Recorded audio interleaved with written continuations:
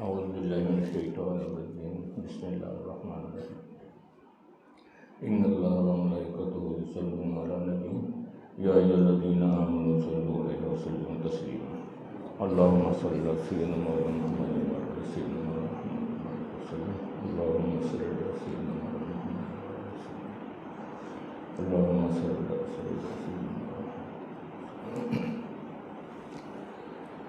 میرے محترم بزرگوں، میرے دوستوں، اللہ رب العزت کا بہت بڑا فضل، کرم، احسان ہے یہ جو ہمارا یہاں پہ جمع ہونا ہے، بہت ہی اونچی نسبت سے جمع ہونا،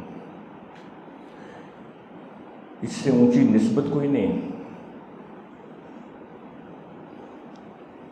اس اللہ رب العزت کی یاد میں، اس کی ذکر میں، اس کی محبت میں جمع ہونا، جس اللہ نے مجھے آپ کو پیدا کیا، جس اللہ نے مجھے یہ آنکھیں دی ہیں جو دیکھ رہے ہیں، جس نے کان دیے ہیں جو سن رہے ہیں، جس نے زبان دی ہے جو بول رہی ہے، وہ اللہ جس نے دماغ دیا ہے جس سے ہم سوچ رہے ہیں، ہاتھ دیے ہیں، پاؤں دیے ہیں، کہاں سے ہم فرمائش کر کے آ گئے اللہ پاک سے؟ کسی نے کوئی درخواست دی کہ میں پیدا کیا جاؤں؟ پیدا تو اللہ نے جانوروں کو بھی کیا، اللہ نے کتا بلی نہیں مجھے بنا دیا، سانپ بچھو نہیں بنا دیا، انسان پیدا کیے ہیں، اشرف المخلوقات میں پیدا کیا، وہ عقل اور وہ شعور دیا اللہ پاک نے۔ کس عقل اور شعور اور جو صلاحیتیں، استعدادیں میں نے اس کے اندر رکھ دی ہیں، ان کو استعمال کرتے ہوئے میری ذات کو پہچانے، اپنے خالق کو پہچانے، اپنے مالک کو پہچانے، اور اس کی اطاعت کے اندر، اس کی بندگی کے اندر اس کی دی ہوئی زندگی گزارے جو میں نے اس کو دی ہے۔ ہم میں سے کس نے کہا کہ باری تعالیٰ مجھے پیدا کر کے اس زمانے میں پیدا کرنا، کسی اور زمانے میں نہ پیدا کر دیں؟ انسان بنانا، جانور نہ بنا دینا، مرد بنانا، عورت نہ بنا دینا۔ کسی عورت نے نہیں کہا کہ مجھے عورت بنایا جائے، مرد نہ بنایا جائے۔ میرا قد کاٹ ایسا ہونا چاہیے، میری شکل صورت ایسی ہونی چاہیے، میرا ناک نقشہ ایسا ہونا چاہیے، میرا حسب نسب ایسا ہونا چاہیے۔ کس نے کہا تھا؟ وہ اللہ ہے، خالق حقیقی ہے، جس کو چاہتا ہے، جہاں چاہتا ہے، جب چاہتا ہے، جیسا چاہتا ہے پیدا کر دیتا، اور کچھ بھی کرنے میں کسی کا محتاج نہیں ہے۔ سب کچھ اسی کا بنایا ہوا ہے، اور سب کچھ کا سب کچھ جو بنا ہوا ہے اس کے ارادے کے بغیر کچھ بھی نہیں کر سکتا، مل کر بھی کچھ نہیں کر سکتا، جبکہ وہ سب کچھ کے بغیر سب کچھ کر سکتا۔ وہ اللہ ہے، اس کی پہچان، اس کی عظمت، اس کی بڑائی دل کے اندر تو ہو۔ اس دل کو اس ذات کے لیے، اپنے اس مالک کے لیے ہمیں خالی کرنا ہوگا۔ مجھے تھوڑا سا اس پہ تصوف پہ بولنے کے لیے فرمایا گیا۔ مولانا خرم صاحب دامت برکاتہم عالیہ کل بیان فرما رہے تھے، انہوں نے تو طفل مکتب کہہ کے اپنا فارغ ہو گئے۔ اب میں کیا کہوں اپنے آپ کو؟ وہ تو عالم بھی ہیں، اور کسی جامعہ سے فارغ ہے، میں ویسے ہی فارغ ہوں، میں کیا عرض کر؟ حضرت کی برکت ہے، شفقت ہے، توجہات ہیں، اور کچھ بھی نہیں ہے میرے پاس۔ مجھے کیا تصوف سمجھ آئی؟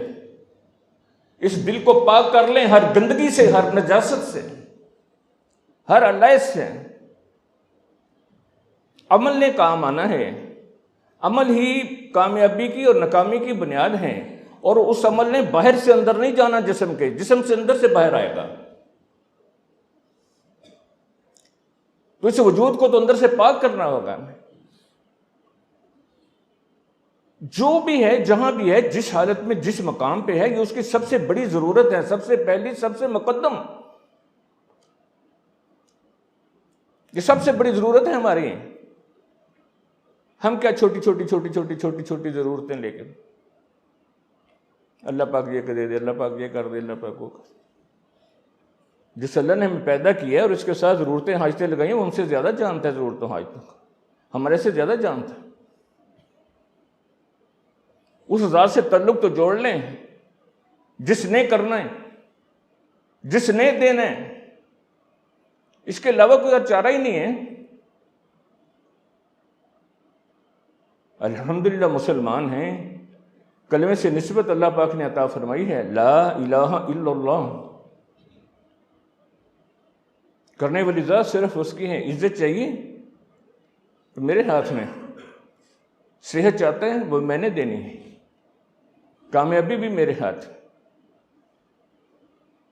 روزی کی تلاش میں پھرتا ہے وہ تو میرے ہاتھ میں ہے، میں نے دینی ہے، اللہ نے دینی۔ ہاں جی بالکل اللہ ہی رازق ہے، اللہ ہی نے دینی، عزت اللہ کے ہاتھ میں، بالکل جی اللہ کے ہاتھ میں، ہدایت بھی اللہ کے ہاتھ میں، بخشش مغفرت بھی اللہ کے ہاتھ میں، تو پھر جاتے کہاں ہو؟ اگر اسی کے ہاتھ میں سب کچھ ہے تو پھر تمہارا رخ کدھر کو ہے؟ کس چیز میں لگ کر، کس بنے ہوئے نقشے میں لگ کر کیا چیز حاصل کرنا چاہتے ہیں، کیا پانا چاہتے ہیں؟ جب کسی بنے ہوئے نقشے سے ہوگا وہ جو اس کا بنانے والا چاہے گا۔ اتنی سی بات ہے، ہمیں اپنے وجود کے اوپر محنت کرنی ہے۔ دیکھیں دین کے مختلف شعبوں کے اندر محنتیں ہو رہی ہیں، کہیں ایسا تو نہیں کہ وہ ساری محنتیں باہر کی محنت میں لگے ہوئے ہیں اور اندر کی طرف دھیان ہی نہیں، توجہ ہی نہیں کسی کی، جو کہ اصل ہے، بنیاد ہیں اور سب سے بڑی ضرورت ہے۔ اندر بنا ہوا ہوگا پھر باہر بھی بن جائے گا، اگر اندر ہی بنا نہیں ہوا، اندر ہی بنا ہوا نہیں ہے تو باہر کیا بنانے میں لگے گا؟ اور پھر جو باہر بنے گا وہ کیا نفع دے گا، کیا ہمیں فائدہ دے گا؟ تو اب تک تو یہی بات سمجھ آئی، اس وجود کو اندر سے جب خالی کر لیں گے، صاف کر لیں گے، پاک کر لیں گے۔ دل ہے، دل جو اللہ نے اپنے لیے بنایا، پورے وجود کو اللہ نے بنایا، اس کے اندر جو دل رکھ دیا، گوشت کا لوتھڑا رکھ دیا، اس کو اپنے لیے، جیسے حضرت بھی فرماتے کہ اتنی بڑی میری ذات ہے، زمین آسمان میں سما نہیں سکتی، ایک مومن کے دل میں سما جاتا ہوں، تو اس دل کو تو پاک کرنا پڑے گا تاکہ وہ پاک ذات اس میں آ جائے۔ اگر اس میں گندگی ہوگی، نجاست ہوگی، ناپاک ہوگا تو وہ پاک ذات نہیں آئے گی۔ اس وجود پہ محنت کر کے اس کو پاک کرنا ہے، یہ سب سے زیادہ بڑی ضرورت ہے، ہماری سب سے پہلی ضرورت ہے۔ اس مسئلے کو حل کرنا ہوگا، جیسے کل بڑے حضرت بھی فرما رہے تھے کہ اصل مسئلہ یہ ہے جس مسئلے کی وجہ سے باقی سارے مسئلے ہیں۔ اس ایک مسئلہ حل ہو گیا، سارے مسئلے ہیں۔ اس اللہ کو اندر بسانا ہے جس دل کو اللہ پاک نے اپنے لیے بنا ہے۔ وہ اللہ دل میں جب آیا ہوگا، دل نورانی بنا ہوا ہوگا، اندر روشن جب آپ کا ہوگا، پھر اس وجود سے، جسم سے نکلنے والے اعمال بھی روشن ہوں گے۔ جیسے حدیث پاک کا مفہوم ہے کہ انسانی جسم کے اندر ایک گوشت کا لوتھڑا ہے، وہ اگر نیکی والا ہے تو پورا جسم نیکی والا ہے، اگر اس کے اندر فساد ہے تو پورا جسم ہی فساد والا ہے۔ خوب دھیان سے سنو، وہ دل ہے، خوب دھیان سے سنو، وہ دل ہے، خوب دھیان سے سنو، وہ دل ہے۔ اب کتنی محنت کی ضرورت ہے اس دل کے اوپر، اور اس کے لیے کون سا راستہ؟ دل میرا پاک ہو جائے، نورانی ہو جائے، اندر روشن ہو جائے، روح میری چمکدار ہو جائے، جس نے اللہ کے پاس جانا ہے چمکدار ہو کے، روشن ہو کے۔ وہ کیسے ہوگا؟ کیا اس کے لیے کوئی پڑیا ہے، کوئی گولی ہے، کوئی کیپسول ہے؟ جسمانی طور پہ ذرا سا ہمیں کوئی عارضہ لگتا ہے، کوئی تکلیف ہوتی ہے، ہم بھاگے جاتے ہیں اس کے پاس، طبیب کے پاس، ڈاکٹر کے پاس، حکیم کے پاس۔ کیوں؟ کہ اس کے پاس اس کا علم ہے، اس کے پاس اس کا تجربہ ہے۔ اسکولوں کالجوں میں داخل ہوتے ہیں، استادوں کی شاگردی اختیار کرتے ہیں، کیوں؟ کہ ان کے پاس اس کا علم ہے، تجربہ ہے۔ تو یہ میرے اندر کی جو باطنی بیماریاں ہیں، اس کے لیے کیا ہیں؟ یہ کیسے دور ہوں گی؟ اس کے لیے جو اللہ والوں کی تلاش کرنا اور اللہ والوں کی صحبت کا اختیار کرنا، وہ یہ لائن ہے۔ دنیا دارالاسباب اللہ نے بنائی ہے، جناب رسول اللہ حضرت محمد صلی اللہ علیہ وسلم کو اللہ پاک نے ذریعہ بنا کے بھیجے نا۔ وہ صحابہ کرام کیسے صحابہ کرام بن گئے؟ جہالت اور گمراہی کا بدترین دور، کیسی ان کے اوپر محنت ہو گئی تھی۔ جیسے حضرت نے بھی فرمایا کہ 4 کام دے کے بھیجا گیا رسول اللہ صلی اللہ علیہ وسلم کو، کہ آیتیں پڑھ کے سناتا ہے اور کتاب کی تعلیم دیتا ہے، حکمت دانائی کی باتیں بتاتا ہے اور تمہارا تزکیہ کرتا ہے۔ یہ چاروں چیزیں ان پہ عمل ہوا، یہ چیزیں کرائی گئی صحابہ کرام سے، علم بھی منتقل ہوا، ان کا تزکیہ بھی کیا گیا۔ جہالت اور گمراہی کے دور کے لوگ، آسمان ہدایت کے ستارے بن گئے، ایمان کی اعلیٰ ترین چوٹیوں پہ پہنچ گئے۔ کیسے کیسے کس صحبت مبارکہ سے، کہاں سے ان کی تربیت ہوئی؟ آج ہمیں ضرورت نہیں۔ ایک بات میں عرض کرنے لگوں، میں نے حضرت کو یہ بات بتائی نہیں ہے۔ جب پہلی دفعہ یہاں آیا تھا حضرت کے ہمیں رکامہ خانقاہ میں، تو حضرت مجھے چھوڑ کے نا اوپر چلے گئے، نیچے تشریف لے گئے کہ صبح انشاءاللہ ملاقات ہوگی تو آپ آرام کرو، سفر بھی کیا ہوا ہے۔ تو پہلی بات تو اتنی رحلائیت، اتنی نورانیت، اتنی برکات مجھے وہاں نظر آئیں۔ پہلی بات یہ ہوئی میرے ساتھ جیسے میں اپنے گھر میں آ گیا ہوں۔ یہ بات تو میں نے بتائی تھی حضرت، تو انہوں نے فرمایا تھا ہاں ہاں کیوں نہیں۔ دوسرا یہ ہوا تھا کہ صحابہ کرام رضی اللہ تعالیٰ عنہ مجمعین کی تربیت تو ہو گئی جناب رسول اللہ صلی اللہ علیہ وسلم کے ہاتھوں، ان کا تو وہ ذریعہ بن گئے اور کس مقام پہ وہ پہنچ گئے۔ ہمارے لیے کیا ہے؟ ہمارے لیے کیا ہے؟ ہماری تربیت کیسے ہوگی؟ تو مجھے جواب ملا تھا کہ یہاں بھی ویسے ہی ہے۔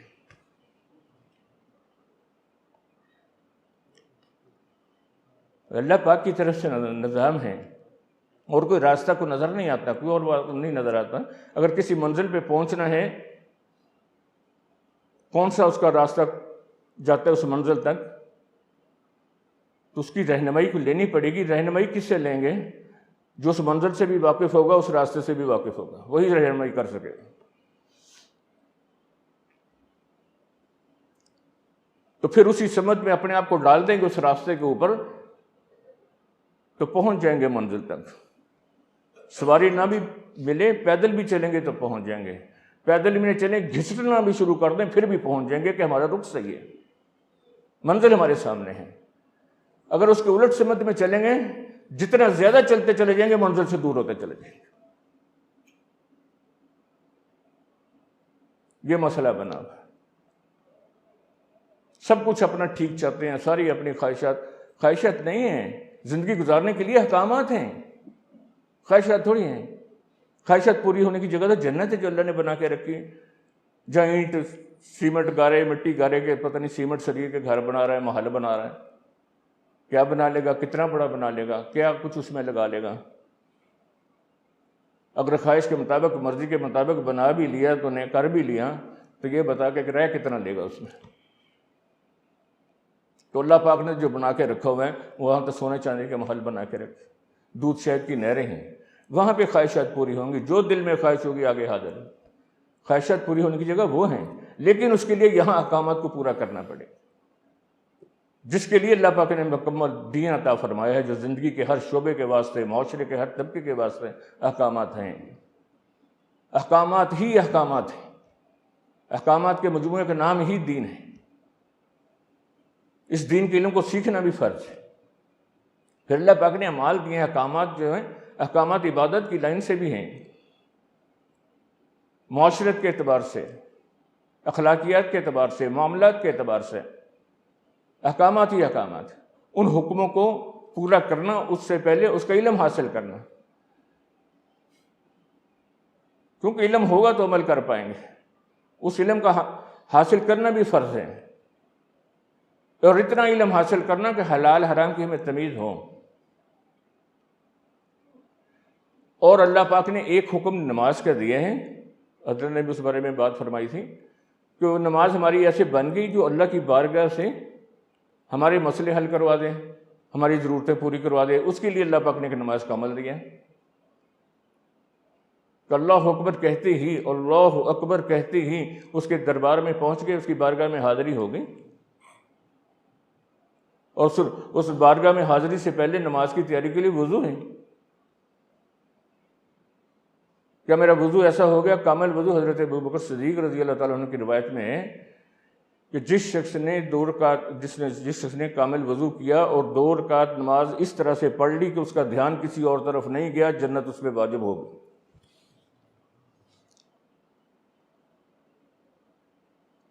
تو وہ لطف آئے ہمیں نماز کے اندر، کس کی بارگاہ میں قیام کر رہے ہیں، رکوع کر رہے ہیں، سجود کر رہے ہیں۔ ایک تو یہ پھر مسائل کا علم ہے، پتہ ہو نا ہمیں، ایک وضو کرنے پر جناب رسول اللہ صلی اللہ، یہ نماز کی تیاری ہے۔ وضو کرنے پہ پاکی، وضو کیا ہے؟ پاکی کا ذریعہ ہے، پاکی حاصل کرنے کا ذریعہ ہے۔ جناب رسول اللہ صلی اللہ علیہ وسلم نے ارشاد فرمایا کہ ایک مومن شخص جب وضو کے لیے بیٹھتا ہے بسم اللہ پڑھ کے ہاتھ دھونے شروع کرتا ہے،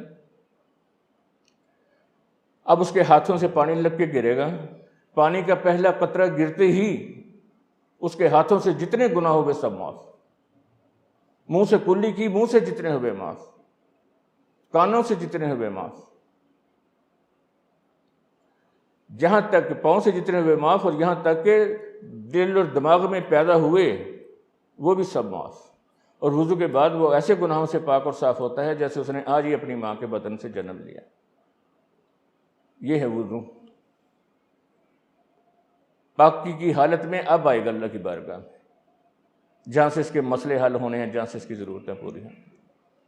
اب ایسے خضوع والی نماز اور اللہ کے دھیان والی نماز، اللہ سے تعلق والی نماز، یہ اس کو نفع دلائے گی، یہ اس کے مسئلے حل کروائے گی، دنیا کے بھی آخرت کی بھی۔ یہ نماز اس کی ضرورتیں پوری کروائے گی، چھوٹی بھی بڑی۔ تو ایسی نماز پہ بھی ہمیں محنت کرنی پڑے گی۔ بات وہی ہے، جب اندر اللہ بسا ہوا ہوگا تو یہ پھر نماز بھی نماز ہوگی، پھر ذکر بھی ہمارا ذکر ہوگا، حلاوت والا ذکر ہوگا۔ پھر ہر موقع پہ، ہر جگہ پہ اللہ کے حکم پورے کرنے جو ہے آسان ہوں۔ اس کے لیے اللہ رب العزت نے جناب رسول اللہ حضرت محمد صلی اللہ علیہ وسلم کی زندگی کو نمونہ قرار دیا ہے۔ ان کے والے اعمال، سنت اعمال جس کی زندگی میں ہوں گے، اللہ کے محبوب کے اعمال، ان کی زندگی کے اعمال جس شخص کی زندگی میں ہوں گے وہ بھی اللہ کا محبوب بن جائے گا۔ قُلْ إِن كُنتُمْ تُحِبُّونَ اللَّهَ فَاتَّبِعُونِی، کہ کہہ دو آپ ان سے کہ اگر اللہ سے محبت کرنا چاہتے ہو تو پھر میری اتباع کرو۔ تو میں کیا کروں گا؟ میں ان کو اپنا محبوب بنا لوں گا۔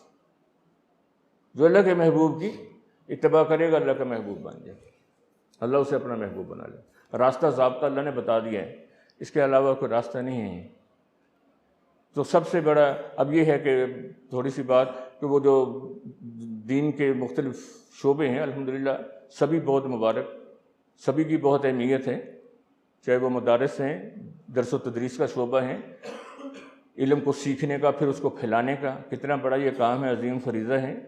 دعوت و تبلیغ کا کام ہے جو جناب رسول اللہ صلی اللہ علیہ وسلم کی ختم نبوت کی وجہ سے ہر امتی کے ذمہ لگا ہے کہ وہ اس کام کو کریں۔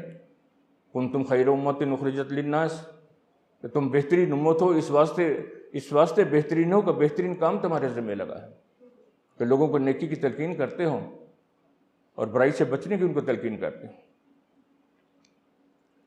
تو وہ کام بھی ہمارے ذمہ ہے۔ کوشش ہو ہماری کہ زندگی کے دین کے جتنے بھی شعبے ہیں ان میں ہمارا حصہ پڑنا چاہیے۔ کوشش کریں ہم کہ کوئی بھی اس فائدے سے ہم کیوں محروم رہ جائیں۔ لیکن بات یہی ہے کہ جب اندر بنا ہوا ہوگا نا تو پھر مزہ پھر آئے گا اس کام کے کرنے کا، پھر اس کے اثرات اور ہوں گے۔ کمیاں تو ہیں ہر طرف ہی ہیں۔ تو شروع میں جب میں حضرت سے ملاقات ہوئی تھی میں نے عرض کیا تھا کہ حضرت کمیاں بہت ہیں، لگے تو ہوئے ہیں دعوت کے کام میں بھی، لیکن کمیاں ہیں۔ اللہ پاک نے موقع دیا، اللہ کی توفیق سے سفر بھی ہوئے ہیں، اللہ کی توفیق سے بڑوں کی صحبت میں بھی، صحبت کا بھی فائدہ حاصل ہوا ہے، بڑوں کی شفقت بھی رہی ہے، سب کچھ ہے۔ لیکن جب تک اس اندر پہ محنت نہیں ہوگی وہ سب باہر ہے، وہ ساری محنتیں باہر ہیں۔ اس اندر پہ محنت کرنے کی ضرورت ہے۔ پھر ہم دین کی محنت کے بھی جس بھی اس محنت میں لگے ہوئے ہوں گے، اس محنت کے پھر اثرات، پھر اللہ پاک اس کے اثرات ڈالے گا۔ جو بات آئی کہ صحابہ کرام کی تربیت ہوئی تھی، تزکیہ ہوا تھا، پھر دیکھیں کیسے اثرات ان کے اللہ پاک نے دنیا میں ڈالے، کیسے پھر غیروں کی ہدایت پہ آنے کا ذریعہ بنے، ملکوں کے ملک، علاقوں کے علاقے کیسے اسلام میں داخل، کہ اندر بنا ہوا تھا، تربیت ہوئی تھی۔ تو ایمان اور اعمال والی ان کی زندگی تھی جس کے اثرات پڑ رہے تھے۔ وہ جنگوں سے ان سے تھوڑی وہ دین پھیلا۔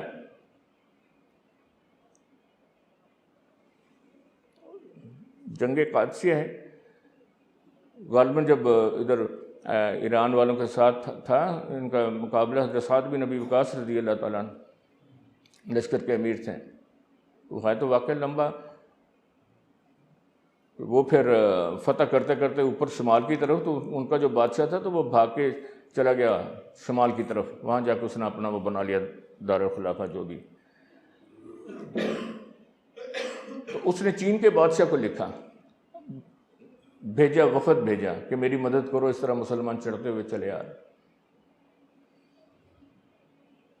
تو اس نے پھر بادشاہ نے اس وفد سے پوچھا تھا ان کی صفات کے بارے میں کہ مجھے بتاؤ کہ وہ لوگ، ان لوگوں کا کیسا ہے رکھ رکھاؤ، کیسا ہے ان کے عادات، کیسی ہیں ان کی سواریاں، کیسی ہیں ان کا کھانا، کیسا ہے امیر کی اطاعت میں کیسے ہیں، وعدے کی پاسداری میں کیسے ہیں، جس چیز کو حلال کہتے ہیں اس میں حرام مکس تو نہیں کرتے. اس نے بہت سارے سوال کیے. ان کے جواب یہ تھے، ہر سوال کے جواب میں تھا جی کہ جواب نہیں ان کا. تو امیر کی اطاعت میں جواب نہیں، اس چیز میں ان کا جواب نہیں. ایسے جواب انہوں نے دیے آگے سے. وہ کہنے لگا ایسی صفات والے لوگ، یہ لوگ تو پہاڑوں سے ٹکرا جائیں تو پہاڑ بھی ان کے سامنے ریزہ ریزہ ہو جائیں. ہم ان کا مقابلہ نہیں کر سکتے. کہنے کو جتنے، جو بادشاہ تمہارے نے کہا ہے میں اتنی فوج بھیج سکتا ہوں کہ اس کا اگلا سرا اس کے محل میں ہو اور پچھلا سرا ادھر میرے پاس ہو، اتنی فوج میں بھیج سکتا ہوں، لیکن اس سے کہہ دو کہ ان کا مقابلہ ہم نہیں کر سکتے. جو یہ کہتے ہیں ان کی بات مان لو، جو شرائط وہ پیش کر رہے ہیں ان کو مان لو. مجھے تو اپنی فکر پڑ گئی یہاں نہ پہنچ جائیں. تو پہنچ گئے تھے، وہاں بھی پہنچ گئے. تو وہ والی صفات، وہ والی ساتھ اب دیکھیں. تو یہ صفات اپنے اندر لانی ہے. اب اتنا 2 دن سے 3 دن سے بڑوں کی باتیں سنی ہیں، اتنا زیادہ فائدے والی باتیں تھیں، بہت ہی قیمتی باتیں تھیں، بہت قیمتی نشستیں تھیں. تو یہ تو آخر میں عرض کرتا ہوں، کتنی مبارک مجلسیں یہ، جن کے بارے میں آتا ہے کہ روز محشر مخلوق حساب کتاب میں پھنسی ہوگی. تو 50,000 کا سخت ترین دن ہے. تو کچھ لوگ ہوں گے جو مشکل ٹیلوں پہ تفریح کر رہے ہوں گے. دوسری حدیث میں آتا ہے کہ زمرد کے بالا خانوں پہ ہوں گے اور ان کے چہروں پہ نور چمکتا ہوا ہوگا. جناب رسول اللہ صلی اللہ علیہ وسلم نے ارشاد فرمایا. صحابہ کرام رضی اللہ عنہ اجمعین نے پوچھا یا رسول اللہ ان کا حال بیان فرما دیں تاکہ ہم ان کو پہچان سکیں. تو رسول اللہ صلی اللہ علیہ وسلم نے یہ ارشاد فرمایا کہ یہ وہ لوگ ہوں گے جو مختلف خاندانوں سے ہوں گے، مختلف جگہوں سے آئے ہوئے ہوں گے، لیکن اللہ کی محبت میں، اللہ کے ذکر میں ایک جگہ مجتمع ہوں گے. یہ وہ مبارک مجلسیں ہیں. تو اس لحاظ سے تو بہت ہی قابل مبارک آپ حضرات ہیں کہ سارے اپنے آپ فارغ کیا، اپنے تقاضوں سے اپنے آپ کو فارغ کیا. لازمی بات ہے، تقاضے تو ہوتے ہیں، لیکن اللہ کی محبت میں، اللہ کے ذکر میں اور حضرت کی بڑوں کی ہماری رہنمائی میں. رہنمائی یہ بہت ضروری بات ہے. یہ رہنمائی کے بغیر نہیں بندہ چل سکتا. اپنی عقل سے، اپنے تدبر سے کہاں تک چل لے گا؟ چلتا چلا جائے گا اپنی عقل سے، آگے جا کے پتہ چلے راستہ ہی ختم ہو گیا، یہ کسی کھائی کی طرف چلا گیا، کسی جنگل کی طرف چلا گیا. یہ رہنمائی بہت ضروری ہے. تو اللہ پاک کی طرف سے وعدے ہیں. پھر ایسی مجالس کو فرشتے گھیر لیتے ہیں، اللہ کی رحمت ڈھانپ لیتی ہے اور اللہ پاک کی طرف سے اعلان کیا جاتا ہے مجلس کے اختتام پر کہ تم بخش دیے گئے، تمہارے نامہ اعمال سے برائیاں مٹا کے نیکیاں لکھ دی گئی. یہ نفع سے خالی نہیں ہے. بہت ہی قیمتی مجالس ہے. اللہ پاک انتہائی جزائے خیر عطا فرمائے. ہمارے حضرت کو خاص طور پر جنہوں نے یہ کاوش فرمائی ہے، فکر فرماتے ہیں، یہ ہماری اصلاح کے لیے، ہماری تربیت کے لیے. اللہ پاک جو ہے اپنے قرب و رضا کے اعلیٰ ترین مقام اور مرتبے ان کو عطا فرمائے اور ہمیں بھی ان کے پیچھے چلنے کی توفیق عطا فرما دے. آخری دعوانا الحمدللہ رب العالمین.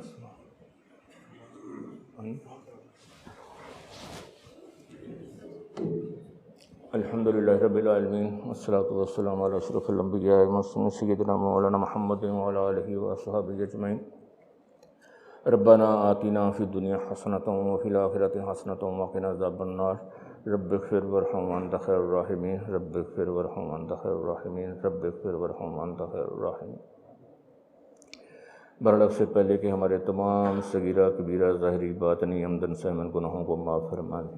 اب تک کی لغزشوں کو کوتاہیوں کو معاف فرما دیں، اپنے ذاتی علی سے تعلق نصیب فرما دیں، اپنی معرفت عطا فرما دیں، اپنے پروردگار یا اللہ کریم اپنے اطاعت نصیب فرما دے، رسول اللہ صلی اللہ علیہ وسلم کی سچی پکی دائمی محبت نصیب فرما دے، شکلاً صورتاً قولاً فعلاً ظاہراً باطن کامل اتباع کی ہمیں توفیق نصیب فرما دے، دنیا اور آخرت کی ساری خیریں ساری بھلائیاں عطا فرما دے، دنیا اور آخرت کی ہر چھوٹی بڑی پریشانی سے ہم سب کی حفاظت فرما دے، بارہ جو بیمار ہیں ان کو شفائے کاملہ عاجلہ مستمرہ دائمہ نصیب فرما دے، ہر طرح کے شر سے ہم سب کی حفاظت فرما دے، نفس اور شیطان کے شر سے ہماری حفاظت فرما دے، جو دنیا سے چلے گئے ان کی کلی مغفرت فرما دے، جن کی مغفرت ہوگی پروردگار درجات کو بلند فرما دے، ہمیں بھی فکر آخرت نصیب فرما دے، آخرت کی تیاری کی ہمیں توفیق نصیب فرما دے۔